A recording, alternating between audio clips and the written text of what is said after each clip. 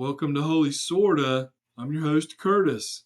This is the podcast at the crossroads of God and government, where truth still rocks and light still leads. Today I'm looking at a current event. I'm going to examine it through a worldview of faith, reality faith to be specific. And then I'm going to ask you, the audience, a simple question. How should we respond?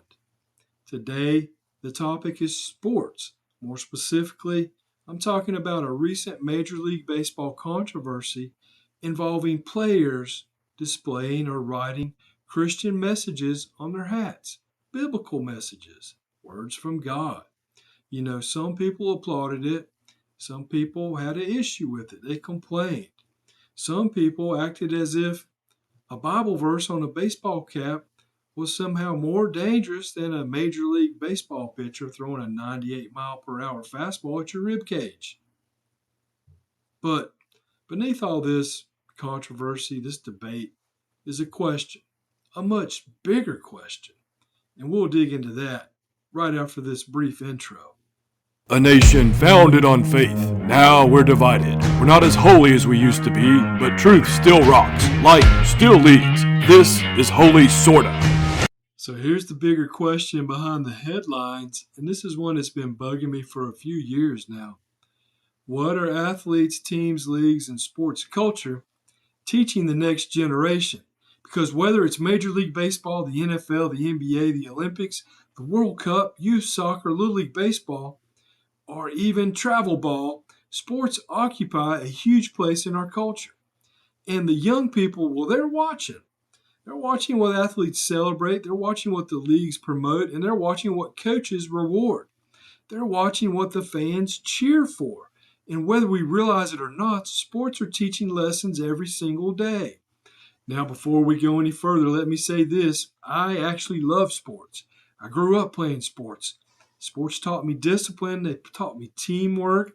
Sports taught me how to win with humility and to lose with dignity. Sports taught me to persevere. They taught me that sometimes life doesn't care how hard you work if somebody else worked harder. That's a valuable lesson. And in many ways, sports are one of the last places in society where effort, sacrifice, accountability, and resilience are still rewarded. That's a very good thing. Sports at their best should be pure. They're supposed to be about the love of the game, playing ball, not politics, not celebrity, not social media followers, not brand deals or culture wars or getting rich and famous. Just competition, excellence, teamwork, and the pursuit of something bigger than ourselves. But somewhere along the way, sports became more than sports, much more. It became big business. Athletes became influencers.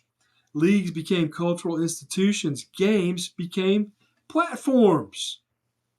And now every controversy seems to find its way onto the field, the court, the diamond, the pitch, or even the track. Sometimes that influence is positive. More than not, nowadays, it's not positive. But regardless of where you stand politically or culturally, there's one reality we cannot escape. Sports teach. The question is, what are they teaching?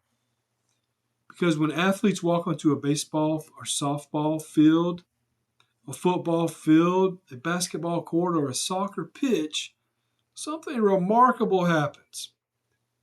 At that point, the billionaire owner no longer matters. The player's background doesn't matter. Their politics don't matter. Their race doesn't matter. And the scoreboard, it don't care. The game doesn't care. The rules, they apply equally to everyone. The field is one of the few places left where performance matters more than identity. That's one reason sports have always had the power to unite. Think about the World Cup. People from every nation, language, and culture gather around a common game. Think about baseball.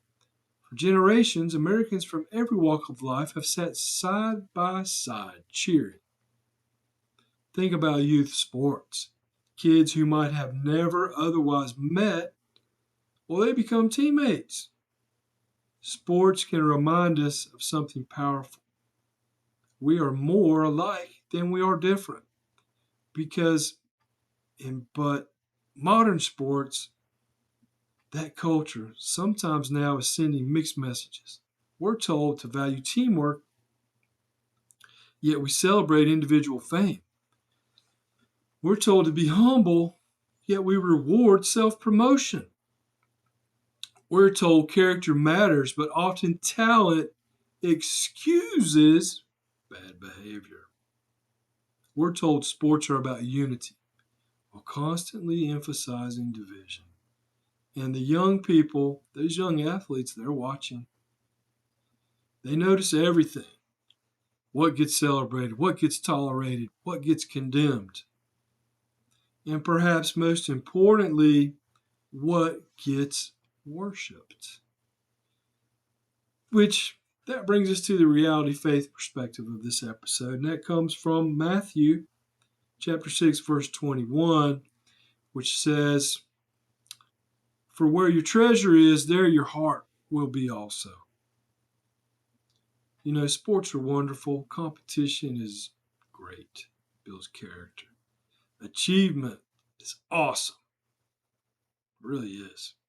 But none of these things are worthy of worship because championships fade, records get broken, careers end, and Hall of Fame plaques, well, they gather dust. You know, I knocked over one of my Taekwondo trophies the other day and it broke. But it is, trophies don't last, but character does. Character lasts. Faith lasts. Truth lasts. Eternity, it lasts. One of the things I find interesting is that many athletes openly thank God after a victory. They pray to Jesus. Yet culturally, we often pay far more attention to the athlete than to the one they're thanking. We celebrate the gift and ignore the giver. And maybe that's the real problem. Maybe that's the issue. Not whether a player writes scripture on a hat or someone wears a cross necklace. It's not whether faith belongs in sports. The real question is, who gets the glory? Because sports reveal what already exists in our hearts. If our identity is rooted in trophies, we'll be crushed when we lose them or when we knock them over and they break. If our identity is rooted in applause, we'll constantly chase more of it. If our identity is rooted in fame, we'll never have enough. But if our identity is rooted in God, then victory doesn't define us and defeat does not destroy us. So, how do we grow from this? First, enjoy sports. God created competition, excellence, discipline, and achievement. There's nothing wrong with loving the game. Second, remember that athletes are role models whether they want to be or not. Young people are paying attention. That example matters a lot.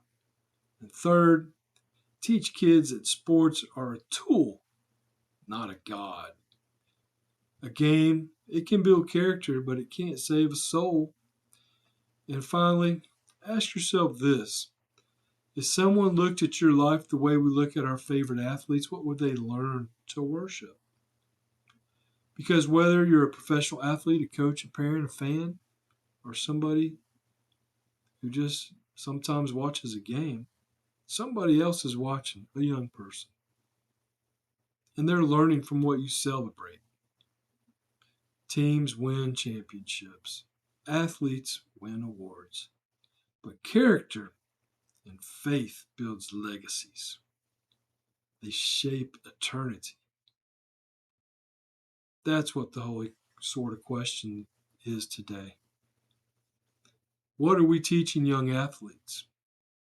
Because the young athletes, they're watching. This has been Holy Sorta. I'm your host, Curtis. Remember to question everything, grow intentionally, and don't forget, Truth still rocks and light still leads. Thanks for watching. Don't forget to subscribe, like, and share. Till next time, be good.